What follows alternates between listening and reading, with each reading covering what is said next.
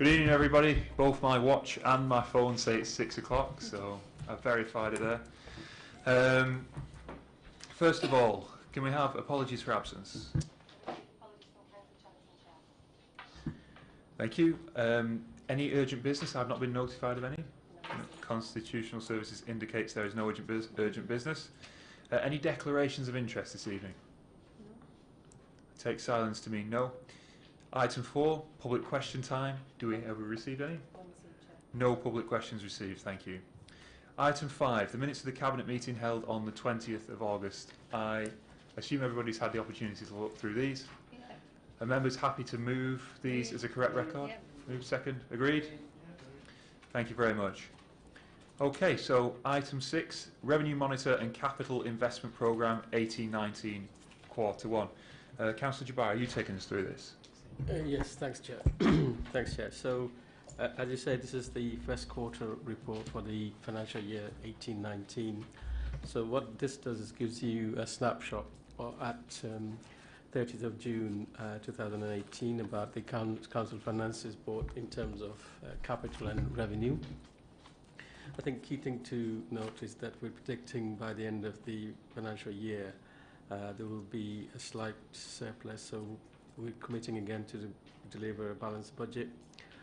In terms of the details of the report, Chair, I think there's a couple of things I need to draw your attention to, and I'm going to ask Anne to elaborate on those areas in a little while. Firstly, I think if you look at the expenditure department by department, then broadly services are actually doing relatively okay. Apart from one area, and that is the children's social care.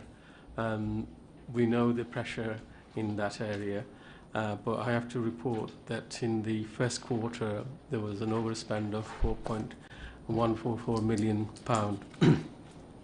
Now, obviously we're managing that for now.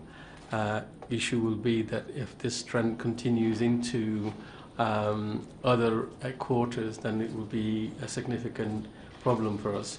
I'm assured that the exec director and senior managers within the service are looking to mitigate that position and trying to recover the overspent position at this moment in time. And then the other point I wanted to talk about again was the dedicated school grant. I'm going to ask Anne to comment on that. And then the final thing on this paper is the capital programme. You'll see in the papers that there is a significant variation in the first quarter, and the reason for that is the actual programmes, the capital programmes we are engaged in have actually slipped, and as a result of that the expenditure has been pushed forward to the future years. So we haven't actually lost any of that money, but it's reporting the current position. So before I ask anybody to ask any question, Chair, if I can please ask Anne to comment on those 2 points that I mentioned earlier. Thanks, Anne. Thank you. As Councillor Jabbar said, there are 2 main areas in the report which highlighting significant variances. First is children's social care, and the other is the dedicated schools grant. And actually there is some overlap in the issues in relation to high needs spending, because it does involve both those areas. There is a lot of work that's taking place in the directorates to look at the issues around children's social care and look at how the expenditure can be controlled and reduced. Similarly with the DSG, there's a lot of work taking place, and with that we're working with our colleagues in the Schools Forum to look at how, again, the expenditure within the DSG can be controlled and brought back towards a balance over a period of time. Certainly with the DSG, it will take probably more than 1 financial year to bring that into balance, but we are working through the issues quite closely. I think that's all I wanted to say on those 2 points. Thank you. Thanks, Anne, for that. Chair, with your permission, if I can say, if anybody's got any question on the 2 elements of the report, that's the revenue and capital, happy to take those. Thank you, Councillor Jabbar. Do we have any questions or observations on this report from members? No? I think that we can't let this item go that highlights that we have had an overspend in children's services without mentioning that here. And I've been down to visit children's services, and our children's social workers are working harder than ever under unprecedented pressure, and this is not a problem that is unique to Oldham Council. It's been featured a lot in the local media recently, and of course there are a number of factors that play into this, not least the prevalence of insecure, low-paid employment in a way that it wasn't the case not so long ago, and also the impact of welfare reform, which mean there are families out there that 20 years ago in different circumstances would have been able to cope much better, but unfortunately the circumstances mean that there are more referrals to children's services at local authorities than there otherwise would have been, and Oldham is no exception. And we're just crying out for a solution as a local authority from the government.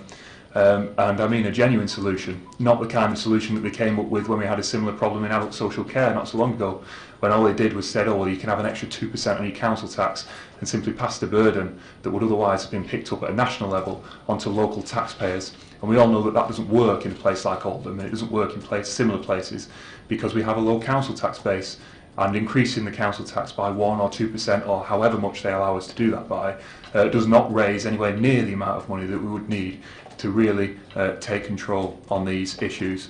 And so I hope that all of the pressure in the local media and in the national media of late on this issue will lead to the government making some sort of announcement in the budget process that they undertake to address this problem. Thank you. All right, so nothing further on that issue. Item 7, Royton Town Hall and Library, beginning on page 47. Is somebody going to speak to this report? Sure. Oh, it's not. Right.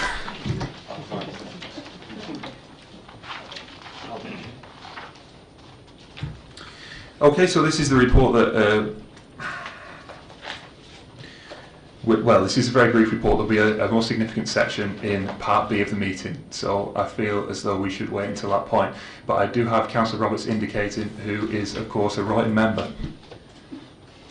Yeah, without going into the content of the report, which is in Part B of the meeting, I would just like to say that Royton councillors welcome the council's continuing commitment to this project.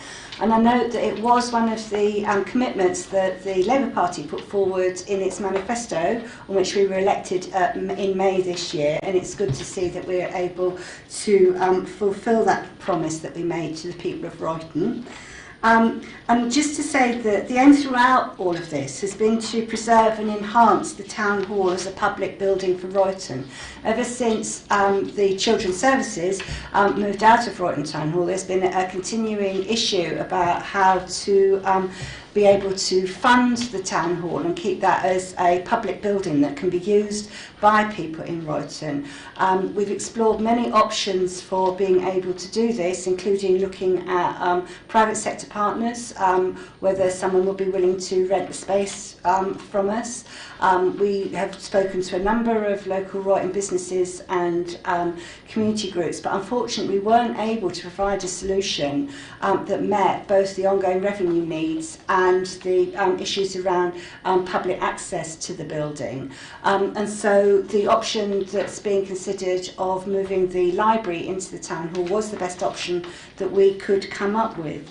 And we do understand, I think, the concern that some residents have raised around moving the library from the Carnegie building, but I have to say that it's quite an inflexible building, and in terms of providing a modern 21st century library service, I do think that this will provide a better option for people and underlines the Council's continuing commitment to the library service. And just to say that the outline of the scheme has been we've had public events in Royton where people have come and been able to look at what's being proposed and comment on it.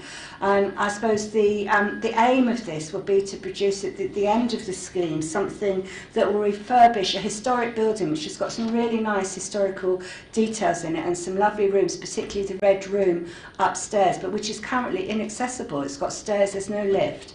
And the idea of this scheme will be, as well as making use of the ground floor as a public building that can be used as a library, that the rest of the building will be accessible, and that there will be, by taking off the back of the rather municipal, I suppose, extension that was made to it, opening up a much nicer public space as well that will kind of link up the public buildings in Royton, so the town hall with the new library in it, the health and wellbeing centre and the leisure centre. And I just wanted to say that this is something that we've been looking forward to and been engaged in, had a lot of conversations about, and we're very pleased to see that we're kind of nearly there with agreeing the funding, which is something we're going to be talking about later on. Thank you, Councillor Roberts. And it was great that all Cabinet members and the leadership group had the opportunity to go and visit Royton Town Hall and see what a spectacular building it was ahead of this decision. As a Failsworth member, I know how important it is that we maintain and care for our civic buildings, and Failsworth itself has already benefited from a refurbishment of its town hall, and it's about time that Royton got to see that through too. Of course, Royton is thriving as a town centre. It is taking on a life of its own, and there is a serious developing nighttime economy there, which has developed in its own right. And I'm pleased that the council, by using and investing in the assets that it owns in the town centre in Royton, is complementing that offer that has developed itself. And of course, we will discuss the money around that in Part B of this meeting. Thank you. So if there's nothing further, Item 8, Corporate Performance Report. This is my report again, isn't it? So this contains a lot of information and a lot of indicators that help inform the things that we debate and discuss here at the Council, and the things that we need to take action on. So I don't think that there is much debate to be had about the report itself here this evening, unless anybody wishes to say anything. No? So happy to know that report. Thank you. So that takes us to item 9, which is exclusion of the press and public. So should we give a moment for people to leave and for cameras to be turned off and all